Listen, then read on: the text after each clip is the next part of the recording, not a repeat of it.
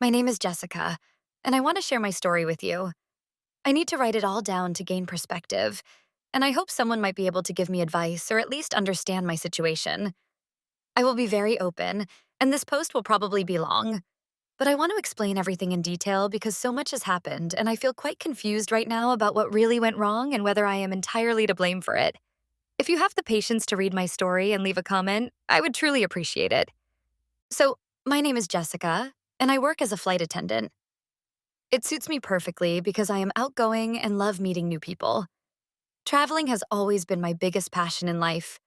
I enjoy the freedom, contrasts, and variety that my job offers. Sometimes I'm away for several days, but I love the feeling that everything changes every time I step onto a new flight. The days are intense when I work, but it's also wonderfully enriching to have the world as your workplace. My boyfriend, or ex-boyfriend, as it now seems, is named Ethan. We've been together for just over 2 years. Ethan is an engineer, a calm, thoughtful, and often a bit reserved person.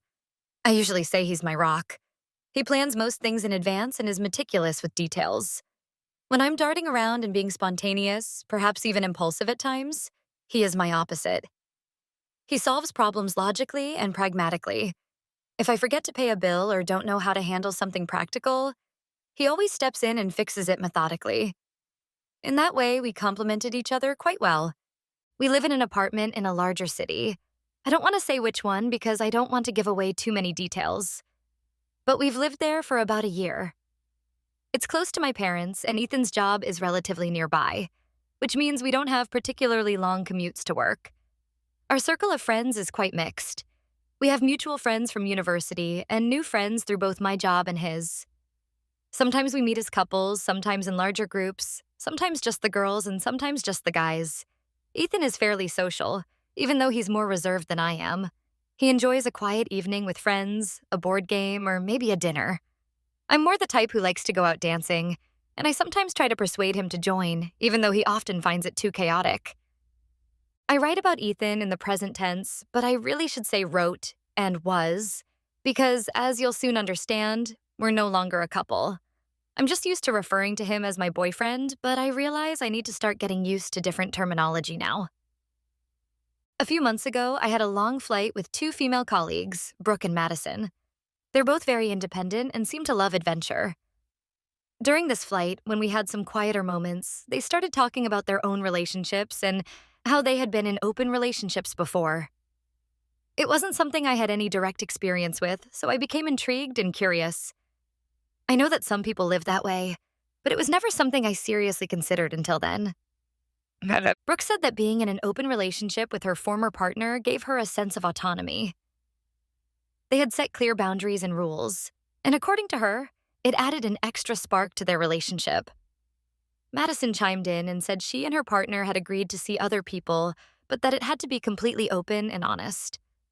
They both argued that it's better to be upfront about being attracted to others than to pretend otherwise and secretly look elsewhere. I sat there listening and felt an idea start to take root.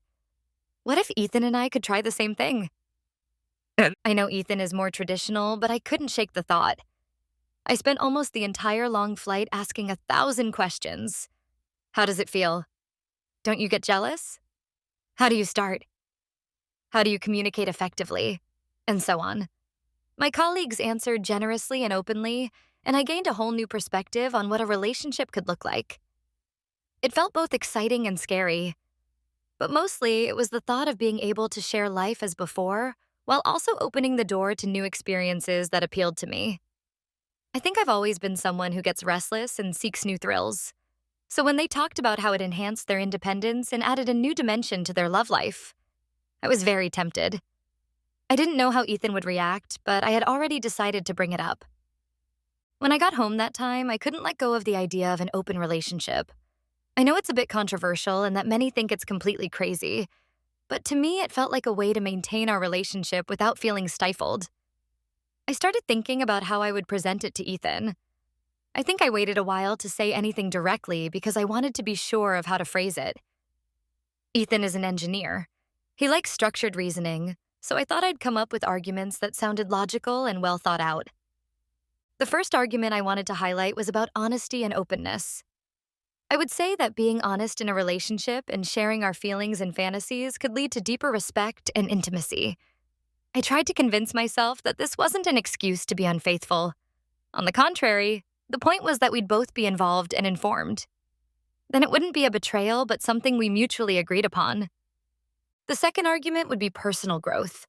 The idea was that in an open relationship, one could grow as an individual, become more independent, and discover sides of oneself that might otherwise remain hidden. I know Ethan also values personal growth, although perhaps more through courses and training.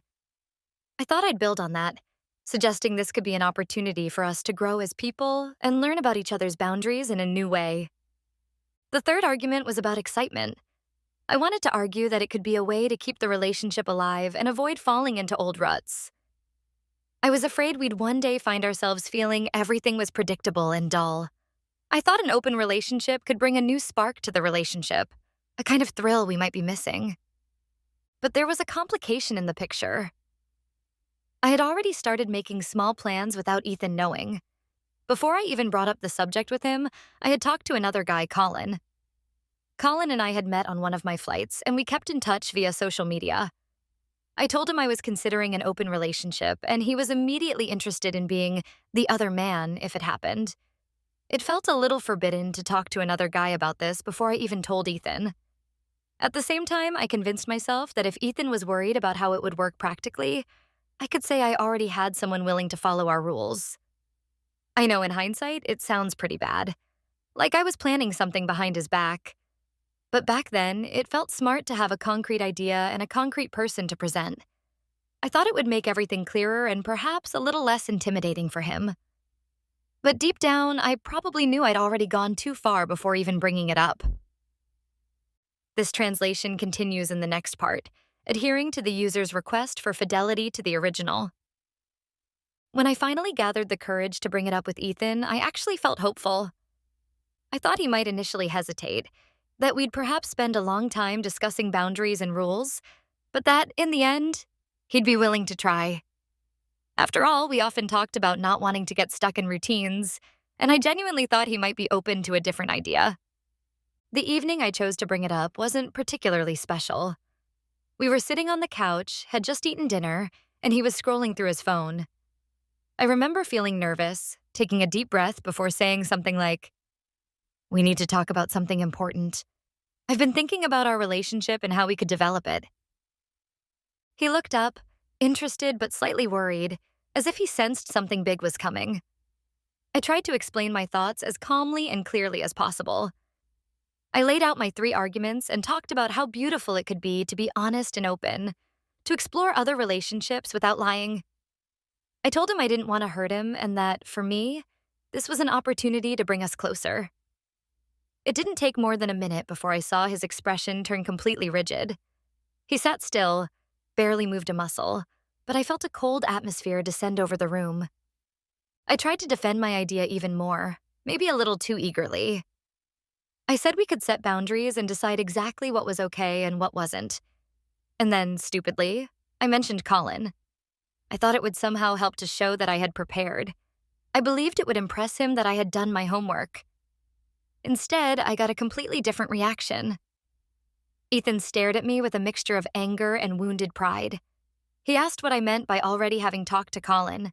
He wondered if I'd already been unfaithful. I tried to explain that I hadn't been physically unfaithful, just discussed the possibility. But it didn't matter what I said at that point. He simply got up from the couch, said, "No, Jessica, never in a million years." Then everything happened so quickly. I thought we'd talk it out, but he went into the bedroom, packed a few things into a bag, and said he didn't want to live in the same apartment as me anymore. He was very determined, completely cold.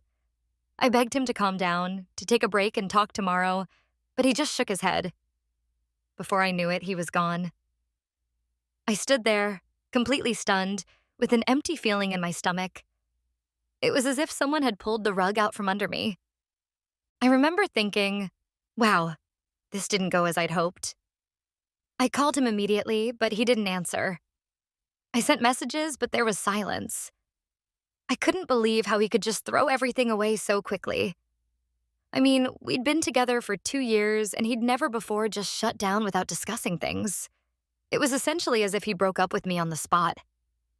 I tried to tell myself that maybe he needed time and that he'd come back once he'd calmed down. But deep down, I felt like I'd already lost him.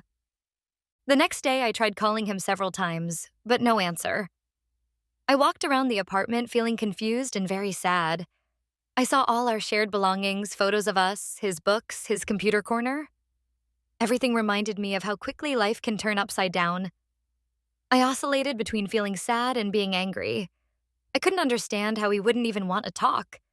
Couldn't he at least properly say it was over or that we needed a break? It was the silence that hurt the most. Over the following week, I kept trying to reach him.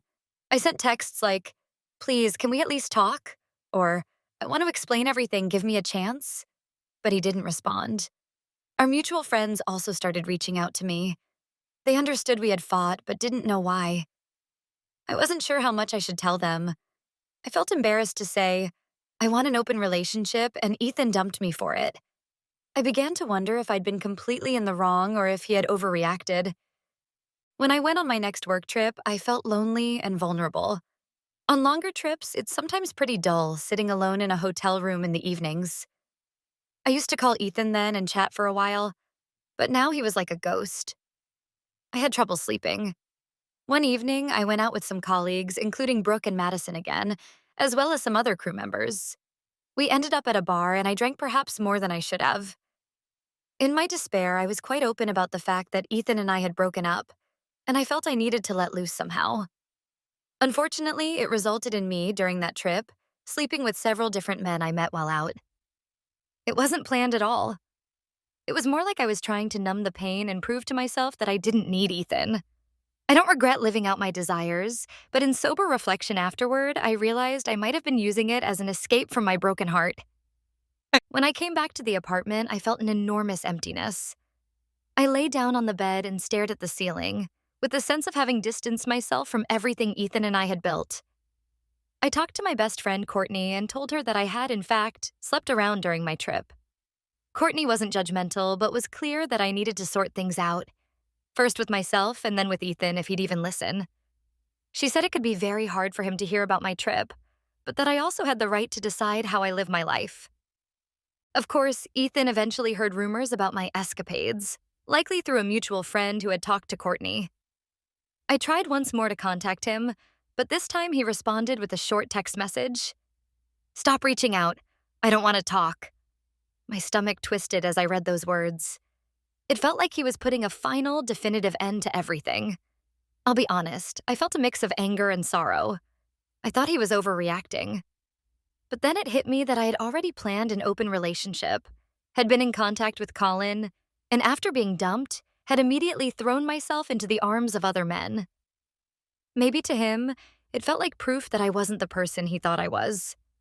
Part of me wanted to blame everything on him and say he was too rigid, too narrow-minded, that he didn't even give me a chance to explain. But another part of me realized I might have gone too far. I probably should have broached the topic of an open relationship more gently, and I absolutely shouldn't have had a candidate lined up behind his back. I can understand that he felt it was a massive betrayal, as though I had already made decisions without his consent. I've spoken to some of our mutual friends, and many of them say he's not doing particularly well, but he's managing. They say he goes to work, hangs out with some of our friends, goes to the gym, and otherwise just tries to move on with life. He doesn't seem interested in talking about me or us. Some friends have asked him if he wouldn't consider giving me a chance to explain, but he says no. He's firm, and it feels like he won't budge. Sometimes I get the idea that I want to get even by showing that I'm doing just as well without him. I continue seeing guys if I feel like it, but honestly, it's not as appealing anymore. It's like the air went out of me after I got back from that work trip. I still can't understand how Ethan could just dump me on the spot without even trying to find a solution. Maybe I've painted a one-sided picture, but I always saw him as a reasonable and patient person. Now he just seems to have shut down emotionally. So here I am, completely confused, wondering if I'm entirely crazy. I've asked myself if he overreacted. On one hand, isn't it possible to at least discuss the idea of an open relationship? On the other hand, I realized that I actually went behind his back by already involving Colin. Maybe I hurt him on a deeper level than I can understand. I don't want to portray myself as a victim. I was, after all, the one who proposed a major change. But I think it's unfair that he didn't even give us a chance to talk it through properly. He left me with so many questions and a whirlwind of emotions. I understand that some of you will probably think I got what I deserved. Maybe that's true. But I know others might relate to wanting more freedom in a relationship. I just don't want people to forget that I loved Ethan. I didn't want to break up. I just wished we could renew our relationship. I never imagined he would leave me without hesitation. If he had said no, couldn't we have just continued as we were? Or was my suggestion so unthinkable to him that he lost all trust in me? The worst part is that I still miss him.